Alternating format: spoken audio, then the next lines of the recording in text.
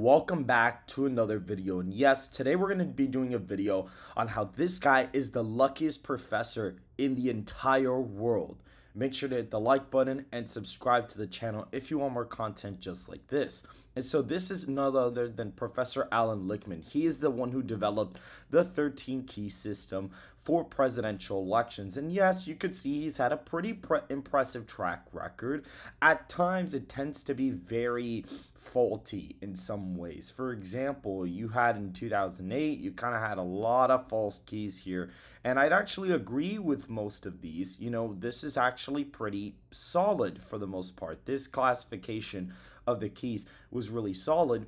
However, the problem with this is I feel like sometimes he tends to be quite, I guess you could say, it's very faulty. Example, 2016, the no party key was essentially determined to be true because in September 2016, he decided that because Libertarian Party nominee, was only in September, he was only polling at 16% or 14% in September. It was supposed to be false, but then it flipped back in October. So it's like he can't 100% determine what keys are true or false 3 months before the election. Like, he literally cannot do it. It's basically impossible.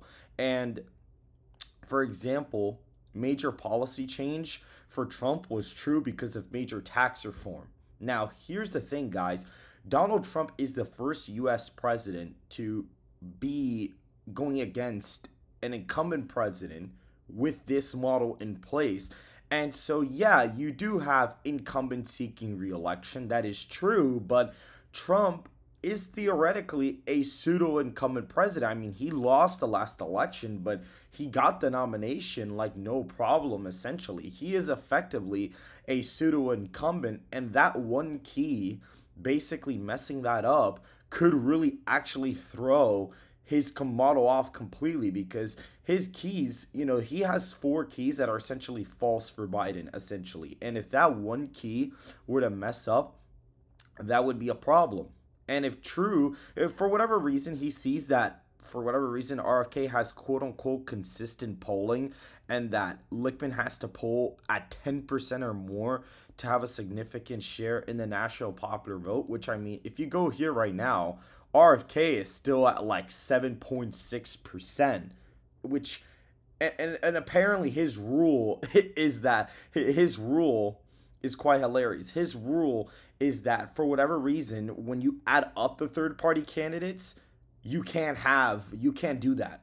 It has to be one candidate has to poll over 10%, which actually really makes no exact sense. And the fact that he had the no party key true in 2016 also didn't really make a whole lot of sense, because of the fact that Donald Trump only won that election because of third-party candidates. That's the only reason why he actually ended up losing that election. If you actually looked at these third-party candidates, if you went ahead and added them to Hillary Clinton, Donald Trump would have lost this election fairly easily, actually. I mean, he would have lost Florida. He would have probably lost North Carolina. He would have lost Arizona. He would have lost New Hampshire very easily. He would have lost the Rust Belt very easily in this scenario. Now, she wouldn't have gotten all of them, but she would have gotten just enough to barely have beaten Donald Trump in this election. And it's very funny because if you look at their approval ratings, Clinton, 42%.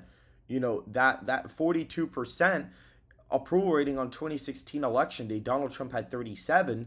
You could already tell that was going to be a competitive election because their approval ratings were within 5 points of each other. And when you factor in third-party candidates hurting the incumbent party, at that case being at the time the Democrat Party, you could then deduce that Hillary Clinton was going to hemorrhage support from third-party candidates. And you see here the third parties add up to more than 5%. As of right now, which was enough to throw her vote share off and ultimately cost her in some states like the Rust Belt, and almost even in a state like New Hampshire, which almost got Trump 310 electoral college votes.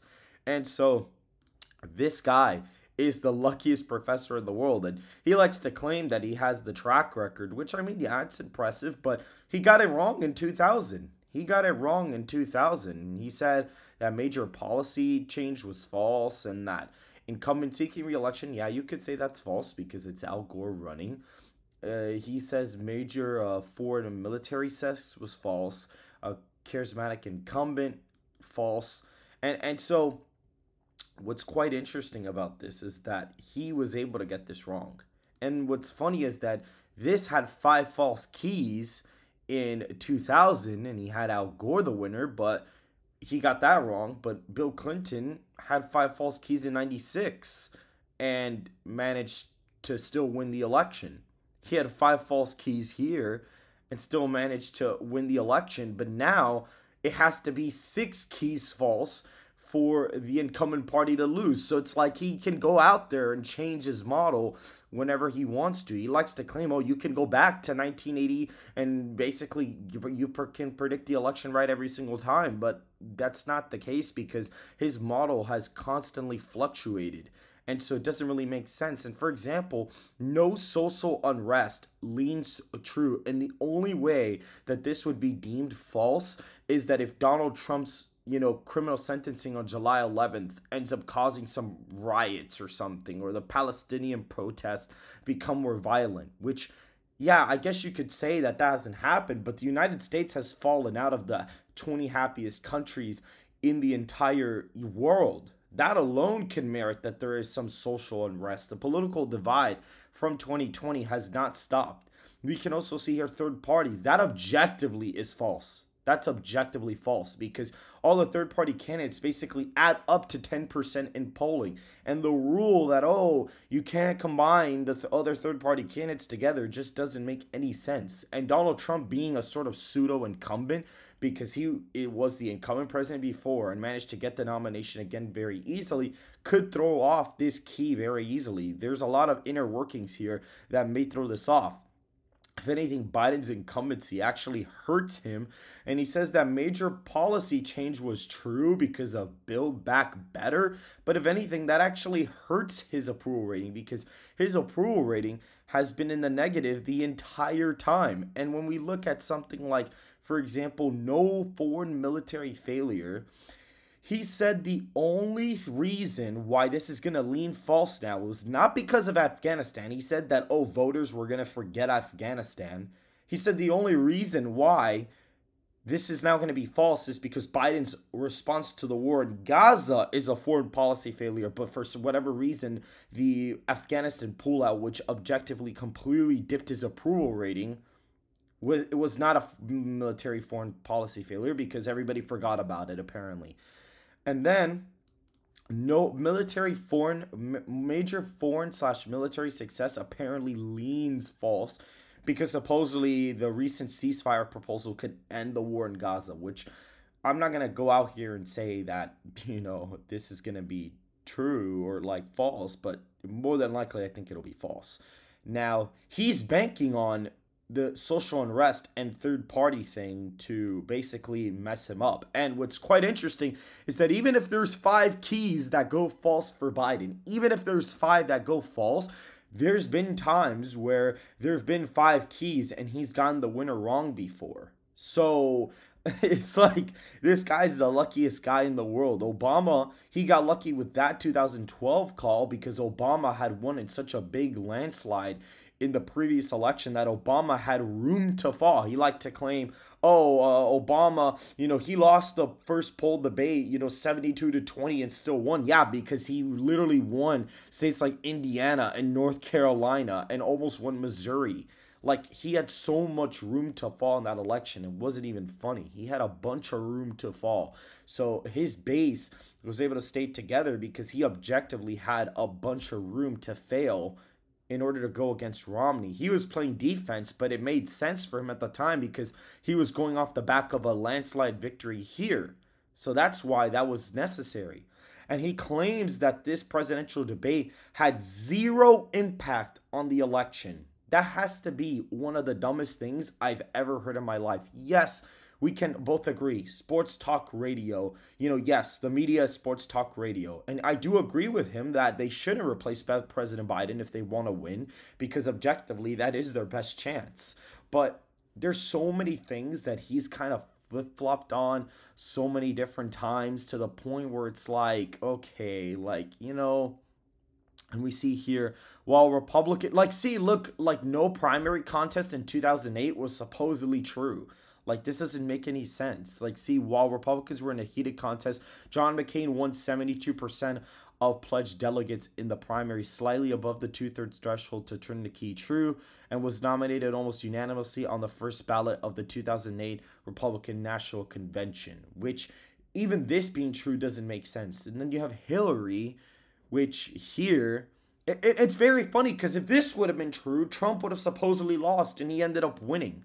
Like, Alan Lichtman marked II key undetermined in his 2016 book, and nominated Clinton. As it transpired, Clinton won 59% of the delegate vote.